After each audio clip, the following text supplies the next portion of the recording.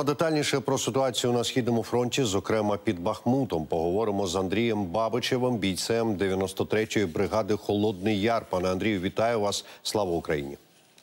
Бажаю здоров'я, слава Україні. Навзаєм.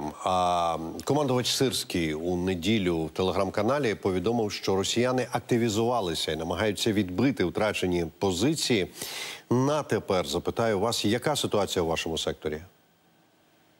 Так, уже 2 тижні ворог дуже щільно атакує саме на Бахмутському напрямку, саме просто по всій лінії Бахмутського напрямка.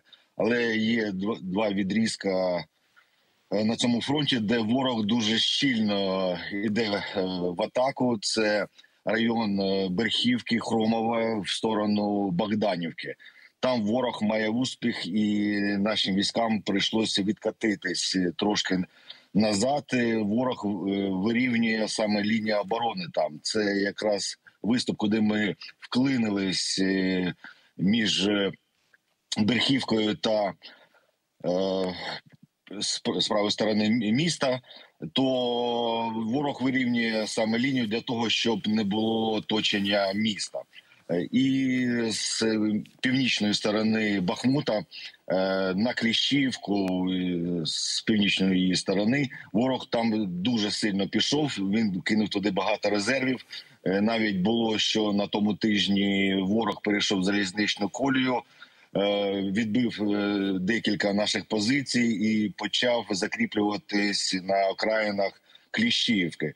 Але після того, як ми підігнали свої резерви, екстрено було виведено ще артилерійські установки, і ворог був вибитий саме те, де він прийшов, і зараз він знаходиться за залізничною колією, і далі він вже кілька днів пройти вже не може. На остальних відрізках оборону тримають, ворог там взагалі ні скільки метрів не пройшов. Пане Андрію, ця активізація ворожа, а з чим, на ваш погляд, вона може бути пов'язана? Чи це взагалі така хаотичні хвилі, то наступ, то оборона? І, якщо можна, яку тактику зараз або озброєння використовують загарбники? Ну, по-перше, ворог вирівнює лінію оборони для того, щоб не було оточення Бахмута. І хочу вам сказати, йому це вдається, бо з північної сторони Бахмута він нас там відсунув, і про оточення зараз уже мова не йдеться. І тим паче, що дуже погодні умови сприяють саме атаці та обороні. І тут залишилось там 1,5 місяця, а потім вже будуть сильні дощі і про атаку, а там поля та посадки. Дуже важко буде атакувати. То ворог хоче зараз по максимуму пройти, щоб там уже узимку зробити свою оборону. Тактика у ворога, вона зараз одна. Він суне саме піхотою. Ніякі танки, нічого там, БТР, БМП, нічого не йде, бо дуже щільно у нас оборона саме артилерії. І якщо ми бачимо якусь техніку, то це ціль номер 1, і ми її знищимо. Також, так і з нашої сторони, ми не використовуємо цю техніку, тому що у ворога теж щільна артилерія, і у нього такі цілі пріоритетні. То тактика йде піхотна. У них резервів багато, вони постійно їх міняють і додають. У нас такого немає, ми не можемо собі дозволити таке. Пане Андрію, досі не отримала чіткої відповіді питання, чи таки надала Північна Корея снаряди та озброєння путінським військам. От хочу вас просто запитати, вам часом не траплялися докази того, що таки передали? Ні, це дуже важко визначити, бо коли ти сидиш в траншеї, в тебе летить снаряд, то не побачиш, що там на ньому написано. Який він, так, що там написано, так. Тоді скажіть, будь ласка, от питання постачання Україні зброї і боєприпасів, це завжди гостре питання. Чи вистачає нашим воякам усього необхідного для роботи? Ну, хочу сказати, для оборони нам вистачає. Для того, щоб пройти далі і вибити ворога з подальших позицій, цього замало. Потрібні далекобійні системи, саме ракети, ті, які будуть саме перебивати пути логістики, постачання боєприпасів та особового складу ворога. Це може сприяти для того, щоб ми військовим шляхом пройшли далі. А так у нас для оборони вистачає. Для того, щоб піти вперед, треба більше. А прес-офіцер 26-ї артилерійської бригади імені Дашкевича Олег Калашніков минулого тижня, в неділю ми з ним спілкувалися в ефірі, він ще раніше в інтерв'ю Українського радіо повідомив, що от потужність ворожої артилерії скоротилася. За його словами, от якщо на початку війни росіяни вистрілювали 70-80 тисяч снарядів за добу, зараз близько 8 тисяч. Чи помітна для вас, чи помітний такий спад? Ви розумієте, це загальна статистика, а коли ти сидиш на нулі, на позиції, і коли в годину до тебе прилітає 8 снарядів чи 5, це не має значення, бо і один снаряд може влучити і наробити шкоди. То ми їх навіть не рахуємо, скільки вони прилітають, то вони прилітають.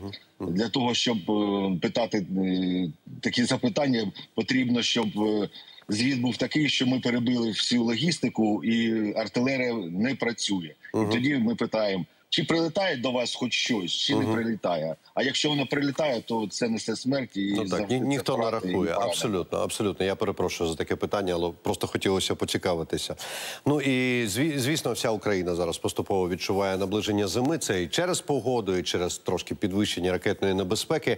Ну, а які виклики несе холодна пора для фронту, зокрема для вашого підрозділу? Ну, холод – це не жара, зігрітись дуже важко. Це саме особовий склад, який знаходиться на позиціях. Це, по-перше, це зігрітися, по-друге, це в такий холод втрачається пильність, бо холодно, сляка, дощ, де не так щільно працює аеророзвідка, бо садяться акумулятори і на мавіках, і на пристроях, тепловізорах. І це дуже важко в холод працювати. Так, це завжди було. Це вже у нас друга зима, але ми вже підготовились максимально, не так, як було це в минулому році. У нас вже, я гадаю, що на 80-90% у нас все підготовлено для того, щоб воювати саме зимою. Пане Андрію, 10 листопада, якщо я не помиляюся, ваша бригада оголосила збір на квадроцикл. Питання, чи вдалося зібрати кошти і які ще потреби існують у бригади? І, звісно, як громадянам небайдужим долучитися до збору? Ну, хочу сказати, це не сама 93-я бригада, це наші штурмовики, військовий позивний «Шизик», так він відкрив збір на квадроцикл для того, щоб проводити евакуацію саме в районі Андріївки. Там дуже важко. Це збір 280 тисяч, зараз наполовину тільки зібрані гроші, але, знаєте, це дуже прикро, коли військові самі відкривають збори і просять надати ту чи іншу техніку для того, щоб евакуювати своїх побратимів, коли наші родичі та друзі, коли приходять до мерів міста і просять виділити якісь кошти для того, щоб купити бригадам самі які з Дніпра, то вони тільки ображають, як в Черкасах та Дніпрі, вони ображають наших друзів та родичів і кажуть, що ми не будемо нічого допомагати.